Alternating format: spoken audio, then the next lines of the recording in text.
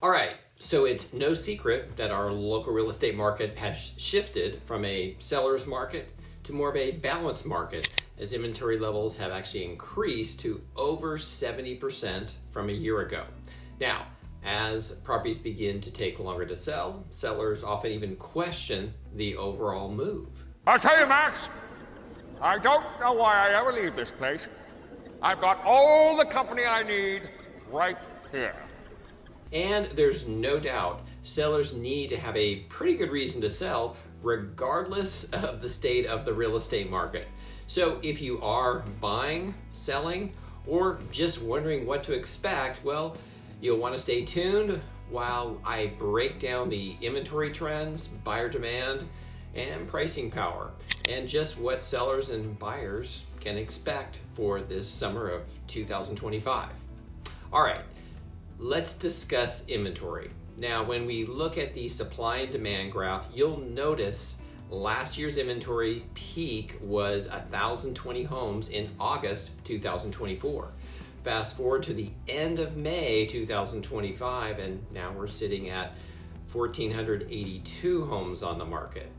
And that's an increase of 71.9% over May of last year. And that's not just a bump, that's more like a Category 2 climb in the Tour de France. It's pretty substantial. Now, one other side note regarding this graph. Notice that every month from February to May of 2025 has added about 150 homes every month to the overall inventory level.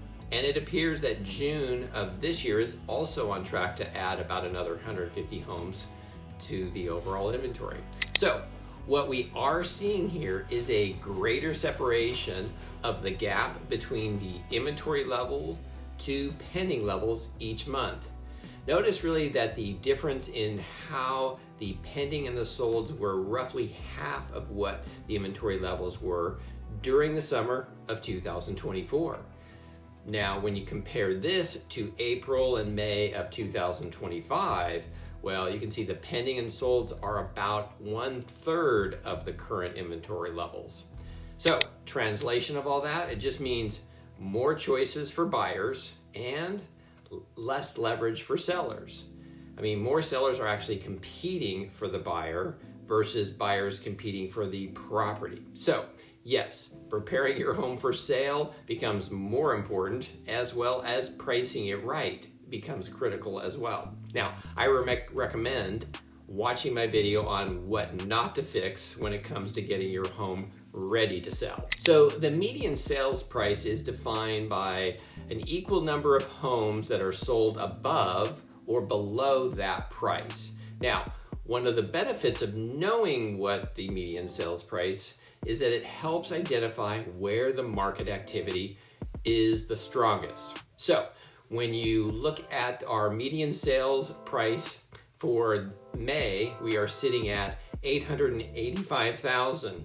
Now, when you compare this to last year's May, the 2024 number, it was $850,000. So we were about 4% higher than a year ago. And if you are wondering what the median price means for sellers, well, think of it like this. The closer your home is to that number, the more potential buyers you will have that are looking to buy in that range or lower.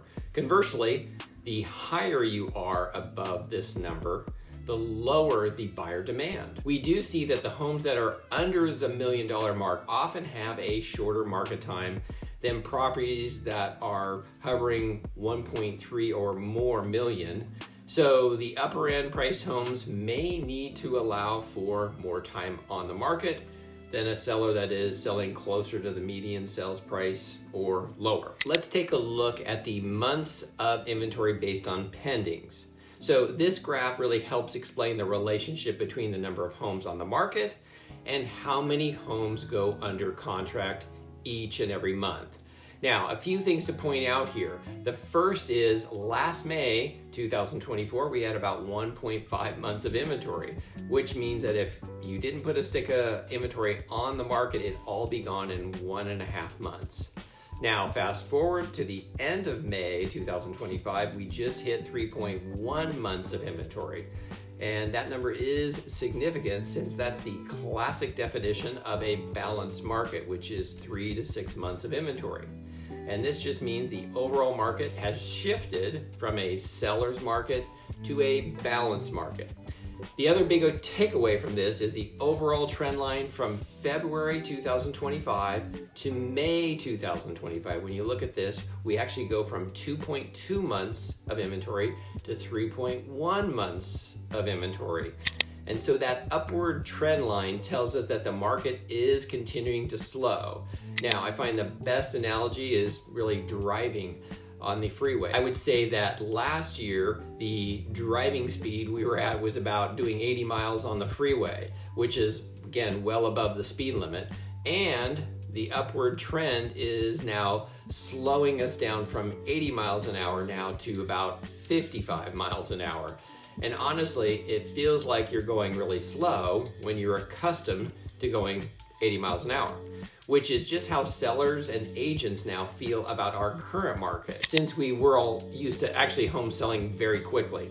Now, a byproduct of the buildup of inventory conditions with more sellers competing for that buyer, we actually have seen an increase in the number of price reductions. So let's take a look at the price reduction percentage trend, which begins in February of this year. The price reduction was about 25% of the homes on the market reduced their price before selling. So you can see the trend line has continued to increase, and now we're at 35% of the homes on the market having to reduce their price before actually selling. So as more sellers compete for the buyer, especially the homes that are well above the median sale price, the more likely we will be seeing price adjustments. So again, while the market has shifted, it has not by any means collapsed. So it means that price and condition matter much more, since buyers have more options that they are comparing to when making a decision to buy. Otherwise, I hope you enjoyed this video. If so, give it a thumbs up. Thanks.